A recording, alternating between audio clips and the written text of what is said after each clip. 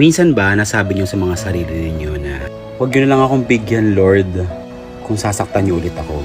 Diba madalas nasasabi natin yan lalo na kapag galing tayo sa heartbroken or yung mga taong nangako sa atin na mamahalin tayo, yung aalagaan tayo, tapos sila rin pala yung magbibigay ng trauma. At yun yung pinakamasakit. Kung akala nyong hindi kayo sasaktan ng taong nangako sa inyo, sila pala yung gagawa nun. At ang dami mong tanong, bakit ko ibinigay yung tao na to na akala ko bibigyan ako ng totoong pagmamahal, ng pag-aaruga at pagpapahalaga?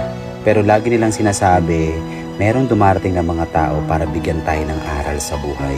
Pero yung aral na yon, mag-iiwan ng malaking lamat sa buhay ninyo. Na ikaw nandun yung magtatapal sa mga lilipas na panahon. Kaya tama yung ginagawa ng iba na mas pinipili na lang nila yung sarili nila sa ngayon bago magmahal ng bagong tao. Na ang pangakong bibigkasin ay hindi pansamantala.